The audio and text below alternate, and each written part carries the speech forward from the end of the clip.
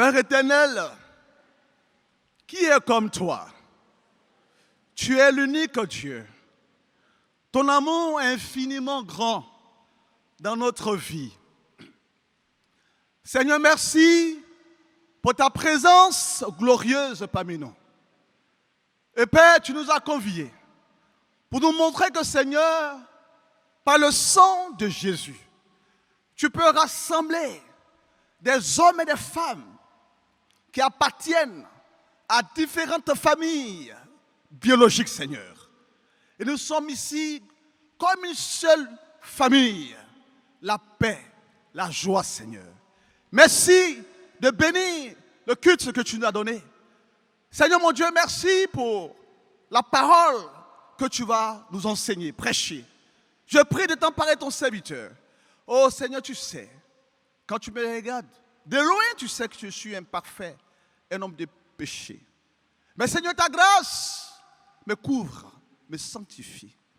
Que Seigneur, ce que je vais dire, même si les mots s'entrechoquent, permet aux frères, à tes enfants d'entendre de manière distincte ce que tu veux leur communiquer.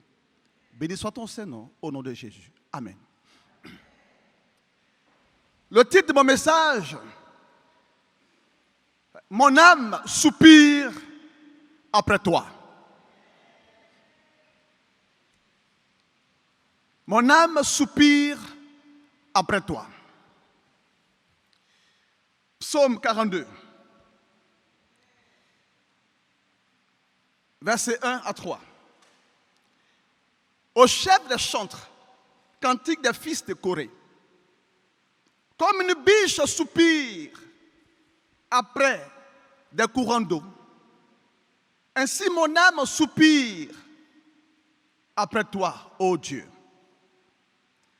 Mon âme a soif de Dieu, du Dieu vivant. Quand irai-je et paraîtrai-je devant la face de Dieu? Le verset en lui-même, il est clair. La Bible dit que les fils de Corée déclarent que mon âme soupire après toi. Et par comparaison,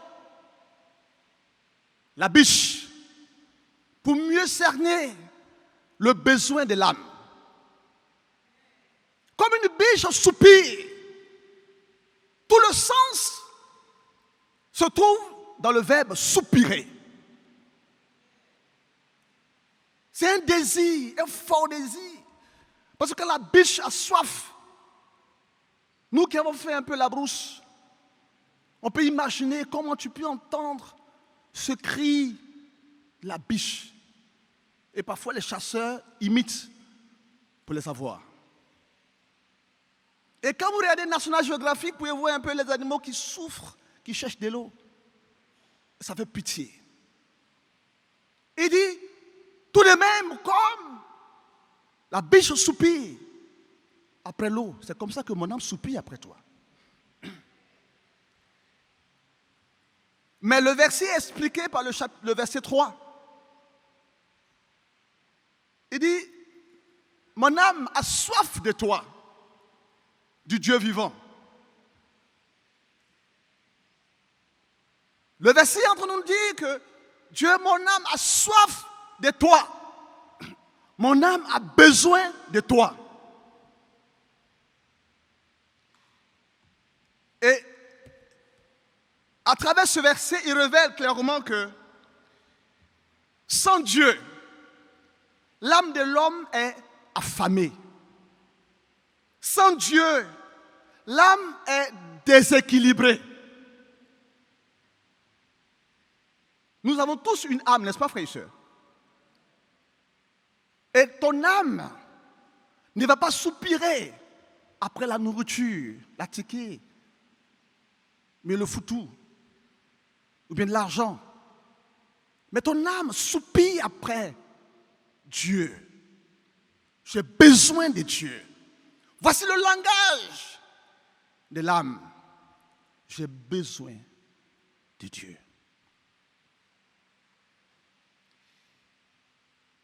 Sans Dieu, l'âme est déséquilibrée. L'âme de l'homme n'est pas libre. Si Dieu n'est pas en train de combler ton âme, l'homme n'est pas libre. Ton âme n'est pas libre. Et si ton âme n'est pas avec Dieu, alors tu es désemparé. Alors la personne est égarée, perdue. Voilà ce que ça veut dire aussi simplement que ton âme est désemparée, perdue, égarée. Frères et sœurs, à quoi ressemble un homme dont l'âme n'est pas comblée par Dieu? Ésaïe 59.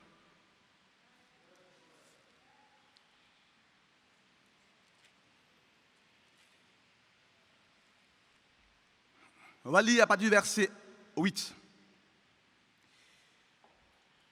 Ils ne connaissent pas le chemin de la paix.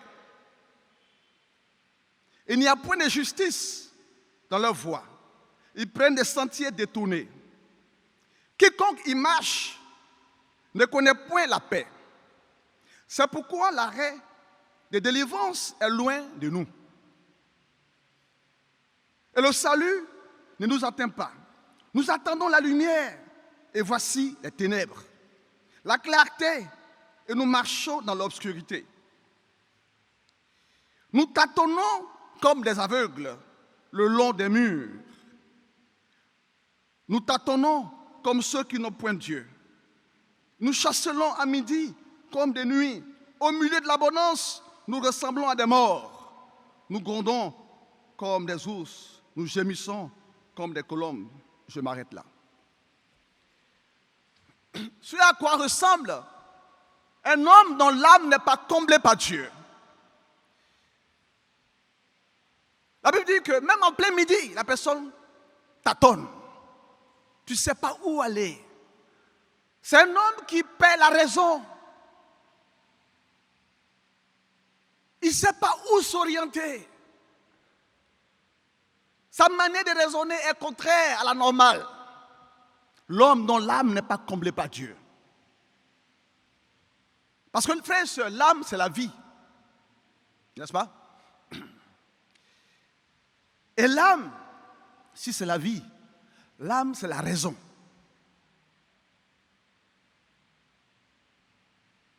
Et une âme assoiffée marche dans la déraison. Tu ne raisonnes plus correctement. Tu divagues. Ton âme qui est assoiffée, quand il n'y a pas Dieu dans ton âme, avec ton âme, tu déraisonnes. Quand tu expliques, on ne comprend pas ce que tu dis, mais tu parles quand même. On dit c'est la déraison. Et celui qui vit dans la déraison, naturellement, les conséquences immédiates, c'est qu'il produit des actes démesurés. C'est la démesure. Tout ce que tu fais à gauche. Et parfois, on se demande, est-ce qu'il est normal? Oui, c'est un homme. Mais c'est que son âme est vide de Dieu.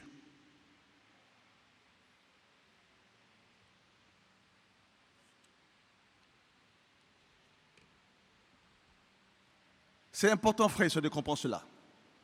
Et la Bible, ce matin, nous montre l'importance de confier son âme à Dieu. 1 Pierre chapitre 2.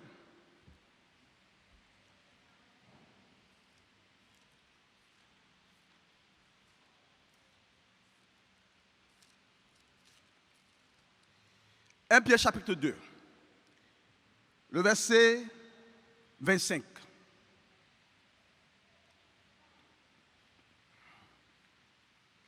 Il dit,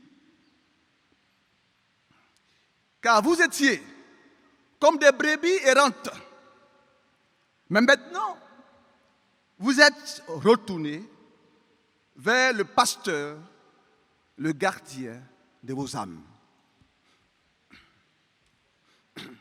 Pour montrer à quel point, si ton âme n'est pas comblée par Dieu, tu deviens une brebis errante, un homme égaré, perdu. Mais ceux que Dieu a appelés, ceux qui ont répondu à l'appel de Dieu, sont les disciples de Jésus. Il dit, maintenant vous êtes venus vers celui qui est le pasteur. Dans d'autres versions, le berger est le gardien de ton âme. Vous voyez, cette notion, elle est très importante. Berger ou pasteur de ton âme. Le pasteur, le berger, c'est celui qui conduit ta vie, ton âme.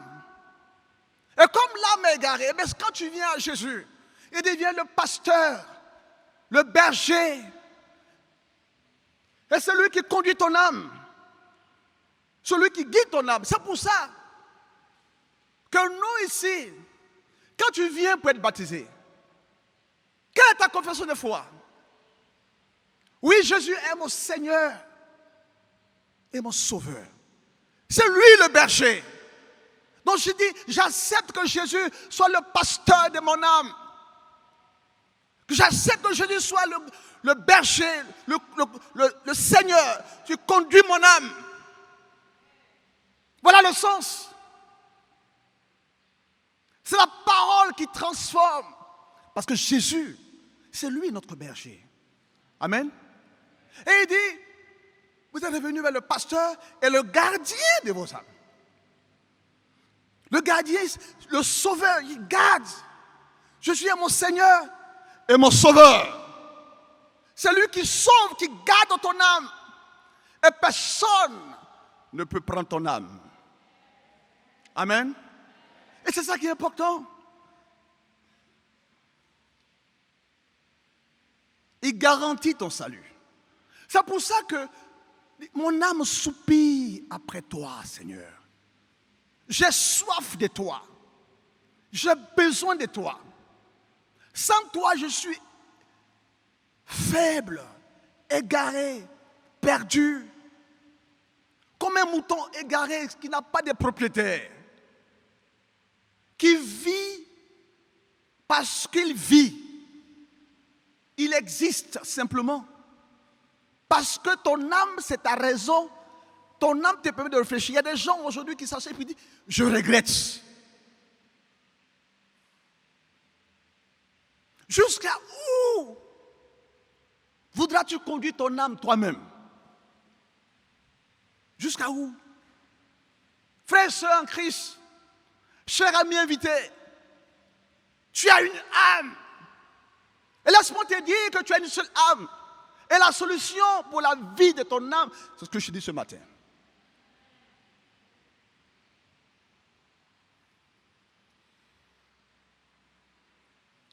Et frère, sur cette vérité, de vouloir confier son âme à Dieu, il y a quelqu'un qui l'a compris dans la Bible.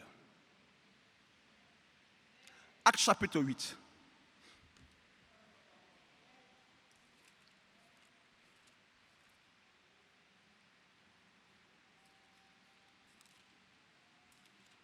Acte 8. C'est l'histoire de l'eunuque éthiopien. Verset 26. Acte 8, verset 26.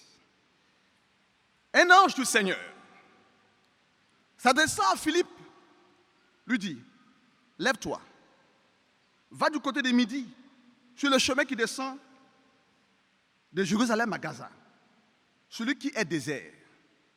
Il se leva et partit, et voici un Éthiopien, un eunuque, ministre de Candace, reine d'Éthiopie, surintendant de tous ses trésors, venu à Jérusalem pour adorer. Je peux m'arrêter là. On parle de l'eunuque éthiopien.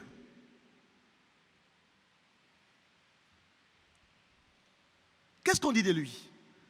On dit ministre de Candace. Candace, c'est un mot ancien qui parle de la reine d'Éthiopie. Et lui, cet homme, c'est un homme important en Éthiopie qui gère tout ce qui est patrimoine économique et financier, le trésor de la reine. Un haut fonctionnaire, diplômé, on pourrait même dire que c'est un expert comptable. Et la reine lui fait confiance de tout gérer. Je ne sais pas combien de temps il a commencé à gérer, mais il a les moyens financiers. Il a l'argent. N'est-ce pas, frères et sœurs?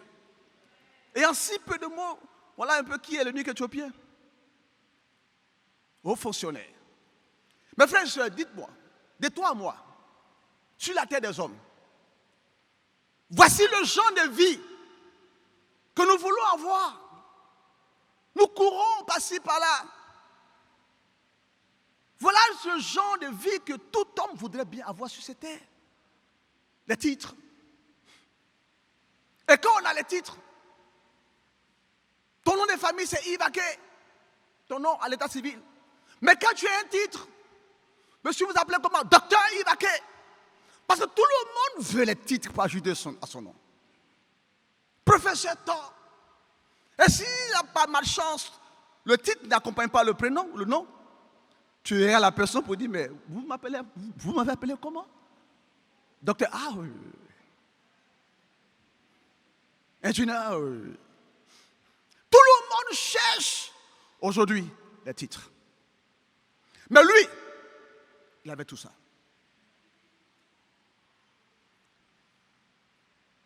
Et quand nous avons ce genre de vie, là, frères et sœurs, qu'est-ce que les gens disent de nous?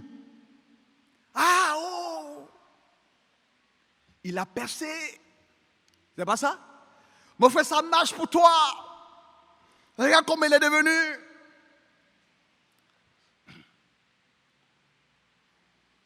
Il a réussi. Il est devenu gros. C'est tout ce que l'on dit.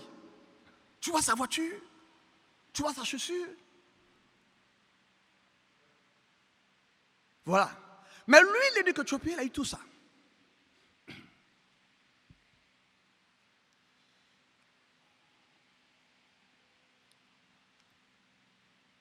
Mais à côté de ceux-là, de celui-ci, il y a d'autres aussi que Dieu a bénis. Mais au lieu de chercher la face de Dieu, eux, ils deviennent arrogants, suffisants. Et voilà comment ils raisonnent. Luc chapitre 12.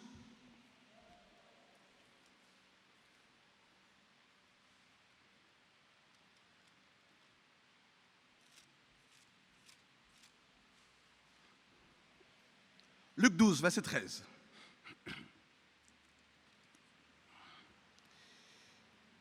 Luc 12, verset 13.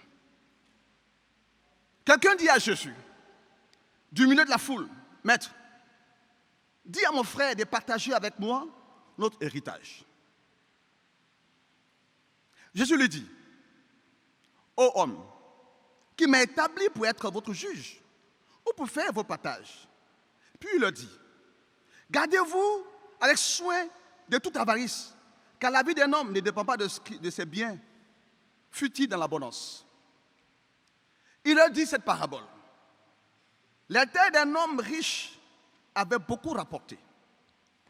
Et il raisonnait en lui-même, disant, que ferai-je? Car je n'ai pas de place pour s'aimer ma récolte. Voici, dit-il, ce que je ferai. J'abattrai mes greniers, j'en bâtirai de plus grands, et j'y amasserai toute ma récolte et tous mes biens. Et je dirai à mon âme, écoutez bien, il dit, je vais dire à mon âme, il parle à son âme. Mon âme. Et puis l'âme répond, oui.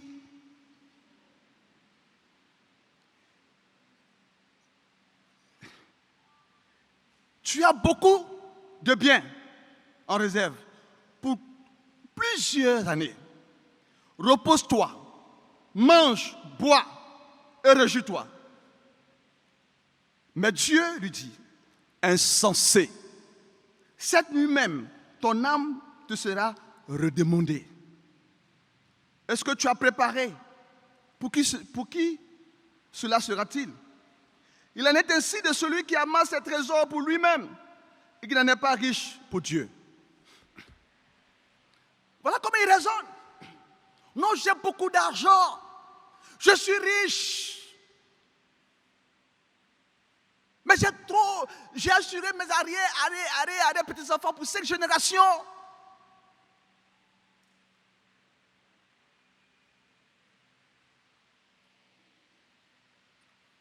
Il ne pense même pas à Dieu. Parce que la Bible dit, son âme lui sera redemandée.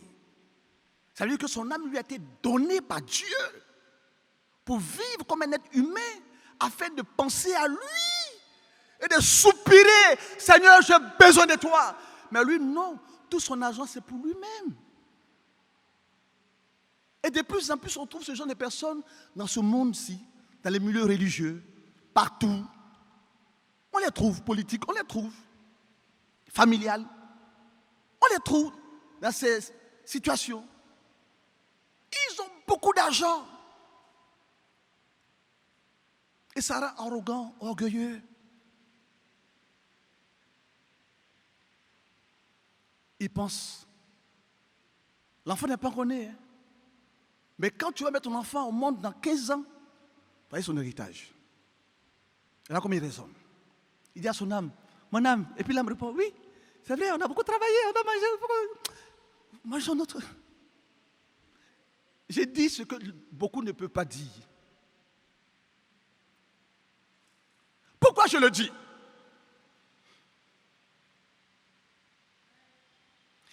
À la bourse du travail, on avait qu'une seule voiture au parking. Les défis de collecte étaient 50 millions. On avait tout écrasé. N'est-ce pas, frère et soeur? Nous sommes chez nous-mêmes. Le parking, je n'ai pas comme ma voiture. Mais il n'y a pas de place. Mais les défis de collecte, on a du mal à écraser. Comment on peut expliquer ça? L'unique éthiopien ou bien l'homme riche?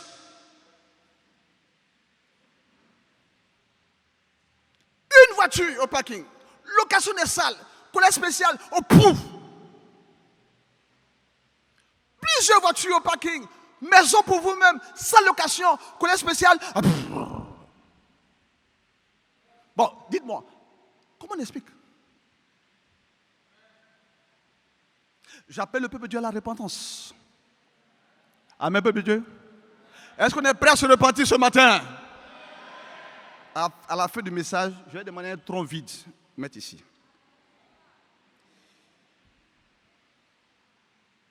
Non, je regarde. Tant que le culte n'est pas fini, personne ne sort.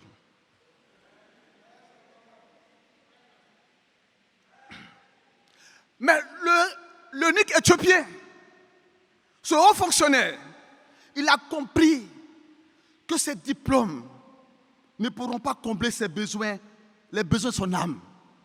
Il a compris que la fortune, la richesse, toutes ces choses ne pourront pas combler les besoins de son âme. Son argent, il a compris, je suis riche, je gère le trésor de la reine, mais mon âme est vide. Il a des titres, j'ai des titres, parce que n'importe qui se lève pour gérer le trésor. Malgré ses titres, malgré ses responsabilités, il a compris que son âme est vide. Malgré son rang social en Éthiopie, parce que rester à côté de la reine, ce n'est pas n'importe qui. Il a compris. Il a même compris que même la reine ne peut pas faire son bonheur. Il a compris. Un jour, il se lève. Il prend tout son argent. Il prend ses sujets. Et tout comme le psaume 42, il dit, mon âme, j'ai tout ça, mais mon âme soupire après toi, oh Dieu. Il se lève. Il va à Jérusalem en passant par Gaza. Il n'y avait pas d'avion. C'est par la route. Malgré les risques que cela comportait. Les risques d'attaque. Les attaques n'ont pas commencé maintenant. Hein. Dans le désert. Des tueries. Il prend ses sujets. Combien de roues de marche. Il arrive pour adorer Dieu. pour remplir son âme. Il va vers qui? Vers celui qui est le pasteur et le gardien de son âme. Jésus-Christ de Nazareth. Alléluia. Il est parti, il est tout content, il est joyeux. Tout comme la biche soupire après l'eau, l'eunuque éthiopien soupire après son salut, le salut de son âme. Et ses biens étaient pour l'œuvre de Dieu. Tout son être était pour l'œuvre de Dieu. Tous ses diplômes étaient pour l'œuvre de Dieu. Sa situation sociale était pour l'œuvre de Dieu.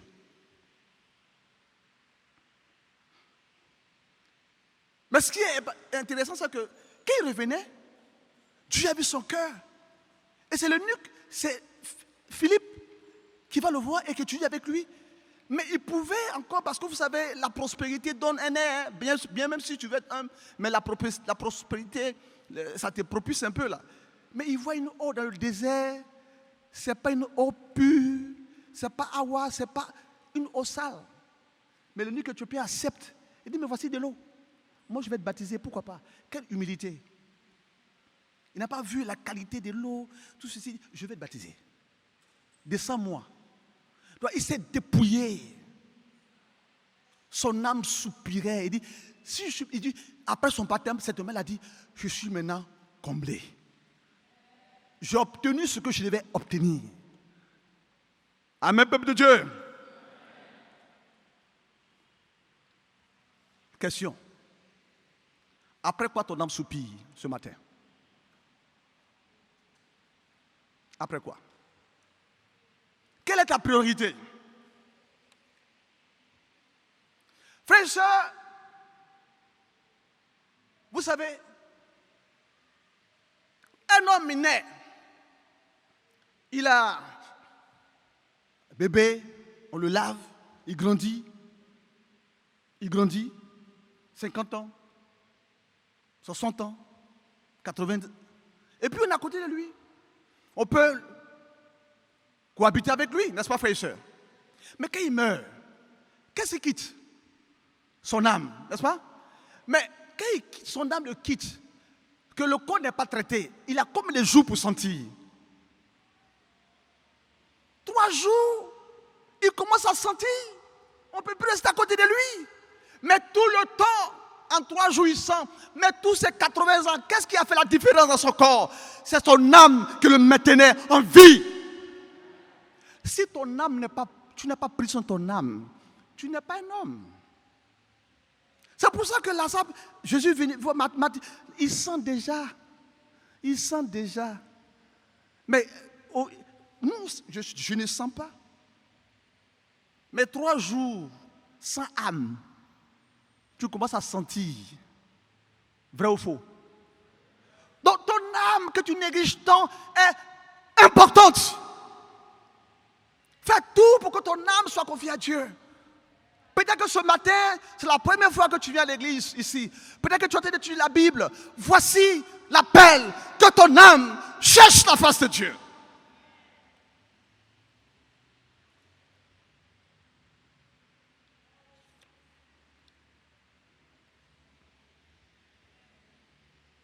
Ce matin, à qui tu veux ressembler? À l'eunuque éthiopien? Ou bien à celui qui dit, mon âme, repose-toi en paix, mangeons, vivons. Je n'ai pas dit avoir les diplômes c'est mauvais.